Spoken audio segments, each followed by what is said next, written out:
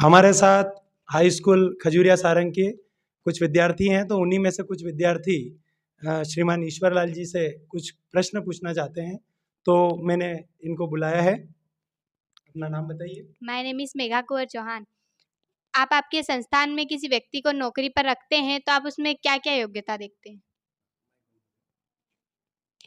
हम हमारी संस्था में किसी भी व्यक्ति को रखते हैं तो उसमें दो लेवल है। एक तो एजुकेशन तो सबको प्राप्त करना है, मेन उद्देश्य है, और एजुकेशन से ही आपके माइंड डेवलप होता है। क्योंकि एजुकेशन लेना का अर्थ ये नहीं होता कि मुझे सर्विस ही करना है। एजुकेशन का मेन पर्पस होता है अपने दिमाग को डेवलप करना, क्योंकि कोई भी मशीनरी अगर रखी रहेगी तो जाम हो जाएगी। तो उसी प्रकार से आप अगर निरंतर पढ़ाई नहीं करेंगे तो आपका जो दिमाग है जितना सोच रख रहा है, जैसे कोई भी अधिकारी होता है वो इतना, आप सोचते ना इतना फास्ट क्यों सोच पाता है, क्योंकि वो हमेशा उस स्तर तक पढ़ा है और उसने कई स्टडी करी है, तो उसके बाद भी उसका जो दिमाग है हर क्षेत्र में वो जवाब दे पा रहा है। तो इसलिए पढ़ना तो मेन उद्देश्य और पढ़ना ज़रूरी है। तो हम हमारे यहाँ पे जो ऑफिस वर्क होता है उसके लिए ग्रेजुएट लोगों को रखते हैं, लेकिन जो मजदूर वर्ग होता है उसमें कोई पाबंदी नहीं है। वो ग्रेजुएट व्यक्ति भी हो सकता है और नॉन ग्रेजुएट व्यक्ति भी हो सकता है, क्योंकि वहाँ पे ओनली शरीर से काम लेना है, और जो ऑफिस का वर्क होता है वो शरीर के साथ साथ दिमाग का काम होता है। इसलिए वहाँ पे एजुकेशन की बड़ी रिक्वायरमेंट होती है। और आइए, कौन पूछना चाह रहा है कुछ क्वेश्चन? आप आ जाइए इधर, जो जो क्वेश्चन पूछना चाह रहे हैं इधर आ जाइए।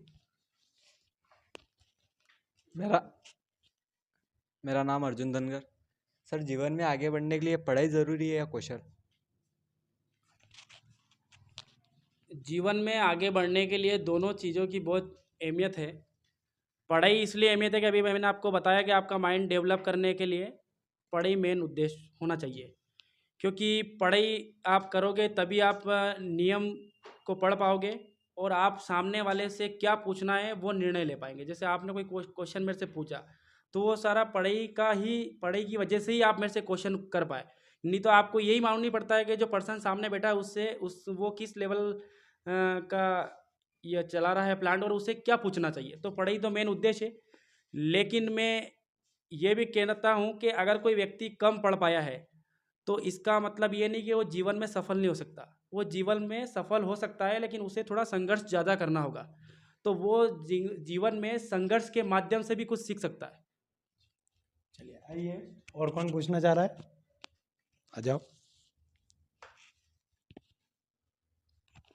जब आपने उद्योग की शुरुआत की थी तब कितनी लागत आई थी? जब मैंने उद्योग की शुरुआत करी थी उस समय मैं 12th क्लास में पढ़ता था, और 12th छोड़ के ही मैं पार्ट टाइम यहाँ आता था। तो सबसे पहले मैंने 2000 रुपये से इस यूनिट को स्थापित किया था। आपने नाम सुना हो तो वर्मी कंपोस्ट, जो अभी गवर्नमेंट भी काफ़ी ये कर रही है, जो आपका जानवर का वेस्ट होता है उससे वर्मी कंपोस्ट, जैविक खाद जिसको बोलते हैं, जीवित जीवाणु होता है, अर्थवर्म्स जो होते हैं, जो आपने हंसिया जिसको कहते हैं मालवी भाषा में, अर्थवर्म्स होता है, उसके माध्यम से जैविक को उत्पन्न किया था। वो 2000 से मैंने यूनिट स्थापित करी थी। तो एक प्रकार से मैंने जो है ना वो काव डंक जो है उसके साथ में करके उसको सीखा। तो पैसा ये मायने नहीं रखता कि आप कितने रुपए से स्टार्ट कर रहे हैं, मायने ये रखता है कि आपकी रणनीति और योजना किस ओर की ओर आगे बढ़ रही है। क्योंकि पैसा तो उस हिसाब से लगता जाएगा जैसे जैसे योजना बढ़ती जाएगी। पहले आपको आपका गोल डिसाइड करना होगा कि मुझे किस स्तर तक जाना है, उसके बाद में जितना आपके पास पैसा है उस स्तर से शुरुआत करिए। चलिए आइए, और कौन पूछना चाह रहा है? My name is Sujal Prajapat. ग्रामीण क्षेत्र में किस प्रकार का उद्योग कर सकते हैं? एक बात मैं कहता हूँ कि जैसे कुछ लोग सोचते हैं ना ग्रामीण क्षेत्र में किस प्रकार का उद्योग आप स्थापित कर सकते हैं, ऐसा आप पूछ रहे हैं।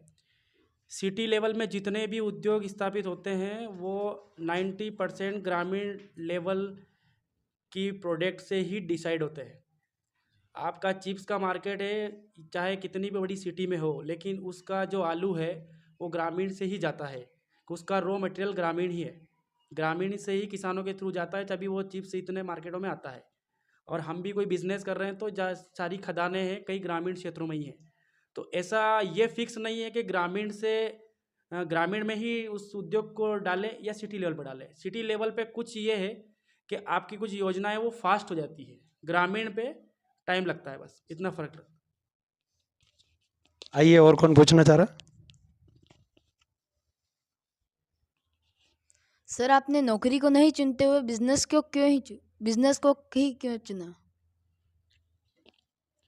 एक्चुअली मेरा ये उद्देश्य था कि जिस संघर्ष से, जैसे हमारे माता पिता गुजरे, उन्होंने काफ़ी संघर्ष किया और हमको पढ़ाया लिखाया, लेकिन हमारे जो बड़े ब्रदर हैं उन्होंने उनके संघर्ष को देखा, क्योंकि आज वो हमसे 40 वर्ष बड़े हैं, तो उस संघर्ष को उन्होंने देखा। हमने तो उस संघर्ष को नहीं देख पाया, लेकिन उन्होंने जो कहा कि काफ़ी मेहनत करके हम लोग यहाँ आए हैं, तो उस चीज़ में क्या है कि सर्विस करके अगर मैं अपने फैमिली को डेवलप करता हूँ तो सिर्फ मैं डेवलप हो सकता हूँ, लेकिन हमारे परिवार में 21 जने हैं और सभी का अगर मुझे ध्यान रखना है तो मुझे बिज़नेस ही खोलना होगा, क्योंकि उस बिज़नेस के माध्यम से मैं अपनी पूरी फैमिली को सेट कर सकता हूँ। इसलिए मैंने सर्विस ना करके बिज़नेस को ही चॉइस किया, कि जिसमें हम सारे, हमारे 2 ब्रदर है वो और उनके बच्चे, हम मिलके हमारे प्लांट को चलाते हैं। फैमिली बिजनेस हो गया, क्योंकि संख्या ज़्यादा है, और हमारे जो बड़े वाले ब्रदर हैं उनके जो बड़े बच्चे हैं वो अन्य स्टेट के अंदर हमारे माल को सप्लाई करने में सहयोग प्रदान करते हैं। एक तरह का फैमिली बिजनेस बन गया है। चलिए, और कोई है?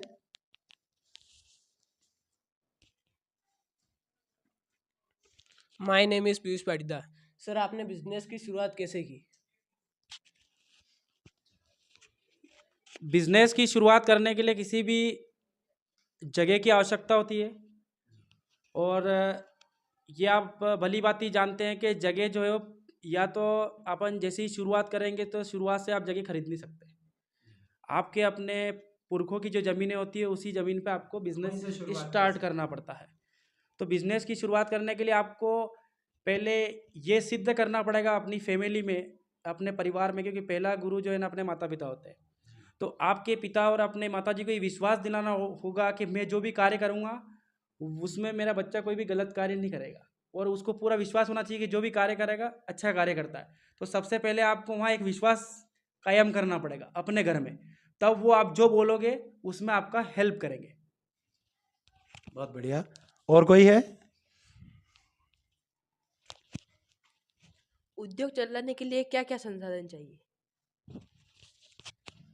वैसे उद्योग चलाने के लिए सबसे पहले तो अपने आप को मजबूत बनाना होगा, मानसिक रूप से भी मजबूत बनाना होगा, क्योंकि सबसे पहले उद्योग स्थापित करने के लिए जो व्यक्ति शुरुआत करता है सबसे ज़्यादा कठिनाइयाँ शुरुआत में ही होती है, क्योंकि एक बार कारवा बन जाता है उसके बाद तो फिर इजीली वो कारवा चलता रहता है, फिर आपको कोई तकलीफ नहीं आती, क्योंकि आपके बिजनेस को रन करने के लिए फिर तो काफ़ी लोग सहयोग में आ जाएंगे, लेकिन शुरुआत आपको स्वयं करनी पड़ेगी।